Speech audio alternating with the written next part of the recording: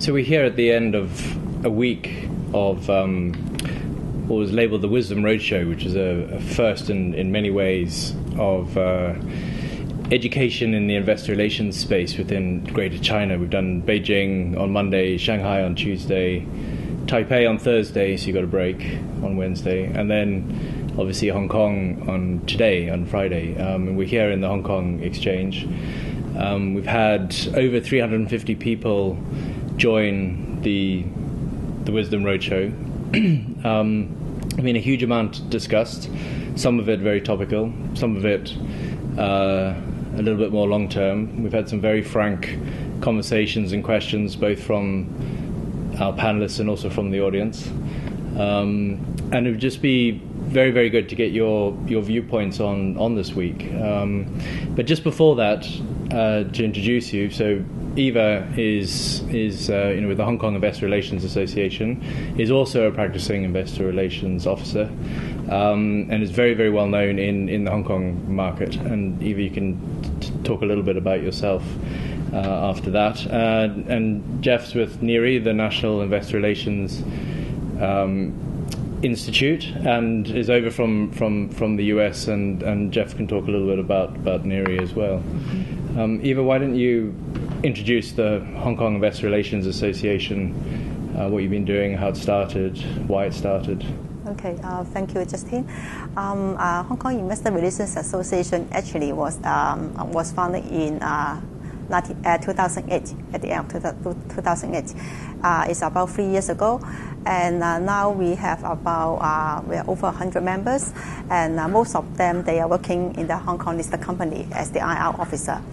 And the objective or the mission of HKLA is to promote the IR profession in Hong Kong. And because we see that Hong Kong as one of the most important financial market in the world, we see that the importance of IR actually is getting higher and higher. So that's why we would like to promote this profession and also to raise the standard to an international level. So actually, I'm very glad to have NIRI, Jeff, in Hong Kong to promote this profession and then to give his sharing to our Hong Kong professionals. Well, thanks, and it's great to be here. And the National Investor Relations Institute is a 40-plus-year-old organization that focuses on investor relations. And as such, we have about 3,500 companies, and our focus is on education and information and advocacy and community. And this is the first time we've been to Asia, and we appreciate Ipreo helping to bring us and underwriting the cost to bring us to Asia, as we are a nonprofit organization, so our focus is our membership, and this is a new area to really look at from a growth in investor relations. So it's been great to be here, and we've had a lot of great visits. Thank you. And so, Jeff, you've done these four cities in 5 days. What are your sort of feelings on how they've gone, but more what the differences may have been, and what the general sort of feeling is and concerns of the investor relations professionals that you've spoken with? Yeah, what I think is that as I go around the world and talk to investor relations professionals, I came to Asia without really knowing what I was going to see and what I was going to hear. But what I heard was many of the same challenges that we all have as companies across the world. And what that tells me is that investor relations is becoming a global practice. And I think our financial markets are driving us to practice investor relations in the same manner. And the challenges, as you asked, we all want to know who our shareholders are, who we should be looking at for potential new shareholders. We all have challenges in our workload and communicating, and challenges in making sure our CEO and CFO have involvement. And I think that part of our goal is to raise the profession internally so that people see the value of investor relations. And that's one of the challenges here in China as well as across the globe. And what about your experience with the Hong Kong IRA? It started in 2008. So you've been going a very short period of time in comparison to other associations. But something that I've been told, and I believe myself, is that the investor relations profession in Hong Kong is developing probably faster than it's developed in any other region or any other financial center. And obviously the Hong Kong IRA has had a lot to do with that. But do you believe that's true, and where do you think it's going? Yes, actually, I think the last few years is very important because Hong Kong become the largest IPO financial market in the last few years. So we can see that actually a lot of international institutional investors, they come into Hong Kong to invest in the Hong Kong listed company. So that's why the investor demand is getting stronger and stronger, and that's why the profession of IR in Hong Kong is also actually is growing. So I think this. From this, I can say that I can see the importance of IR in Hong Kong is getting actually more important. So so that's why as an association in Hong Kong, we are also a non-profitable organization. I would like to promote the IR standard and also to have a platform for the IR people in Hong Kong to share the experience, and also because I agree with Jeff this morning. He said IR is a lonely profession. so that's why it's also very important to have a platform for our people to get together to share our experience, and also to help each other in this industry. Yeah. I mean, that's one of the things I saw in Beijing and some of the other places that we've been, is that a lot of these IROs had never really been together, and by doing this Wisdom Roadshow, suddenly, there's a community out there of other IR professionals that it's great to know and understand and be able to have contact with them, because I think we all learn from each other. So, this has been a real benefit to the community here. So how do we keep it going then with these driving investor relations, bringing it, getting them a seat more and more at the table, helping them with budgets and teams and the likes, making sure it's not a lonely job. What are the associations doing, and what are organisations like Ipreo need to try and do to keep that momentum going? Well, I would think one of the things we all want is to benchmark ourselves against each other. And Ipreo does a lot of great research that they make publicly available. I realize you also sell a lot, but you really give away a lot to help people see the market. And I think that type of information is very helpful for IR professionals to be able to see. And I think that the more we raise up the profession and the more we help the C-suite understand the value in what we do, which is a very important job in the company. It ultimately helps our companies be fairly valued. And so, I think all of this, just this trip, has helped raise the profile some. So everything we do helps to raise it.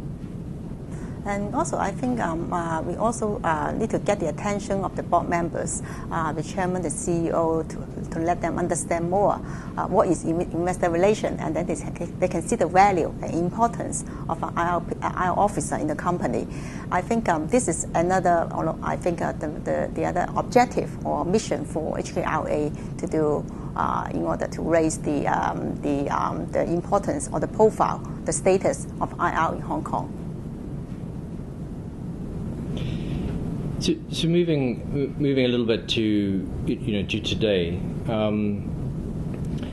there was some many interesting presentations, but also a number of interesting comments, and actually a couple of people tended to disagree with some of the statements made by panelists, and I think there was even a point where two panelists disagreed with each other, which I think is a very, very healthy environment, because it means that people are genuinely experiencing things, feel quite strongly about certain things, and have different viewpoints, which means that there's no sort of right way of doing anything. But what would be, if there's one thing that you think we can keep going from today in Hong Kong, what do you think the one thing is that is worth sort of taking away from what was discussed today? Do you have thoughts? Because I think in Hong Kong that because IR is quite a new profession.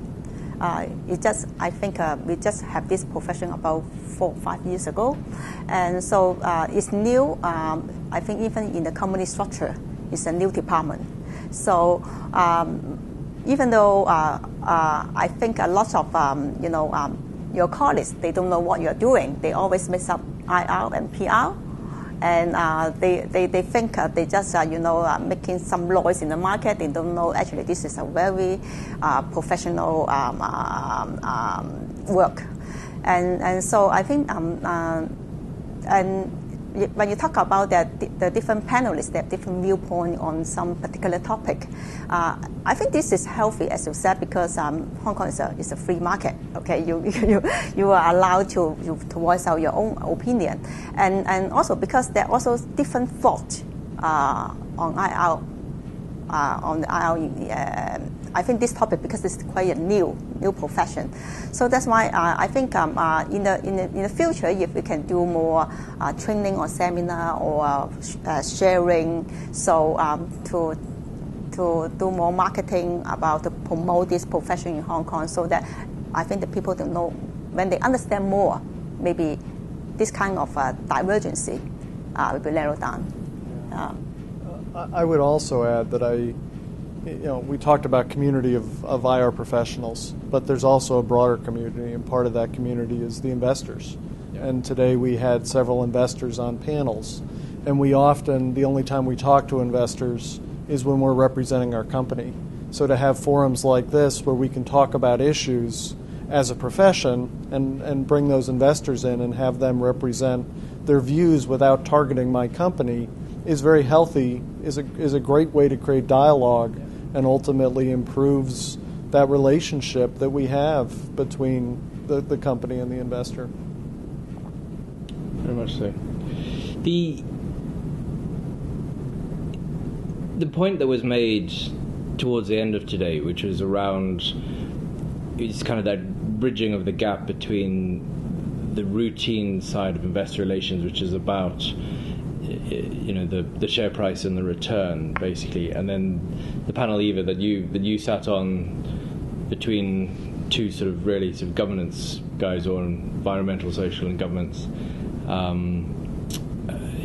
One from BlackRock, and then Jamie from the Corporate Governance Association within Asia. Do you think that is something that is happening in Hong Kong?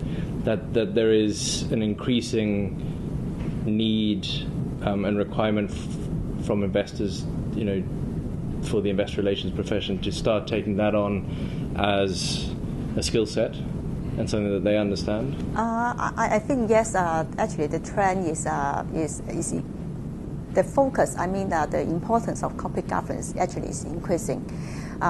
Especially because what I find in the last few years, now when we see the investor, they're not only asking questions about the operation or the company, future development, they also ask questions about corporate governance. Okay, so how do you go when, just like our company, we are doing property development. So if your company, they want to make a decision on buying new land, a new land bank, you say you need to go through a committee, or just a director is a director can make the decision. So I think this is part of the corporate governance they are looking at, to make sure you have a proper decision-making process. So this is also, I think this is the message we have to bring back to the company, that the investor, they're not only concerning about the day-to-day routine business, they're also concerned about what are the governance issue. And I also asked a question about the personal life of the executive committee of the board members. This is also another thing that the investor, they're also asking, because they're not only focusing on the company's performance, they also look at the directors' personal performance. So I think this is some of the governance issues we have to look at. Yeah. It's going to make the investor relations role even harder, but Yes, certainly it make is. it even more high profile. Yes, but it makes our life more difficult, actually. Yeah, but this is part of the process. Well, you wouldn't want an easy life. So looking for, towards the future, the Hong Kong IRA does events almost every month, other than during the summer, because obviously people are enjoying the summer, and those are hugely valuable, and they are executed very, very well. This is NIRI's first trip into Asia. And we're hopefully, and we've certainly had a number of people requesting that it's not the last. And as Ipreo, we're very supportive of any association that helps with the education and the development of the Investor Relations Association, both because we believe that's right, but also it obviously helps our business as well to have people who can sort of understand and utilize what it is that we deliver. So what are, just as sort of closing out, what are the one or two things that you could leave us with and thoughts on sort of for the rest of this year, and perhaps sort of going into the next? Well, I would, I guess, start with that. One of the things that I've heard a lot here in China is standards.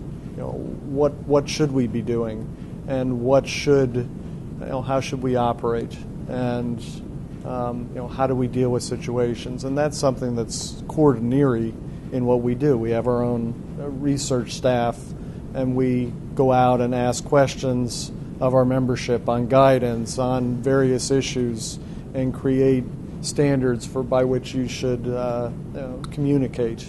And that helps to say this is what the bar is for how we operate as a profession. So part of this roadshow was we picked up a lot of new members. And so that part, from our standpoint, is to help pass along that information that we have and the ability to access all that information at NIRI from a research standpoint to help spread the knowledge from what we have to folks here. Yes, I think because in Hong Kong this is quite a young profession, and our association is also quite young, so we have very limited resources. I think we're also moving to the same to the direction of setting up our best practice, and also we have going to build up a database. That's like a library for our members to share some information. So I think this is the target for the Hong Kong Investor Relations Association to do in the coming years. So we'll. Okay, actually, I'm glad Jeff is here. So we in the future maybe we have more communication, and then we can share a lot of experience from US. Yeah. Absolutely. Yeah. Certainly. Well, Eva, thank you very much. Jeff, thank you very much for joining us. Thank you for the support during this last week. Pleasure. And Jeff, naturally, thank you very much for all the work that you've done and NIRI's done in helping to deliver this Wisdom Roadshow. Thank you very much.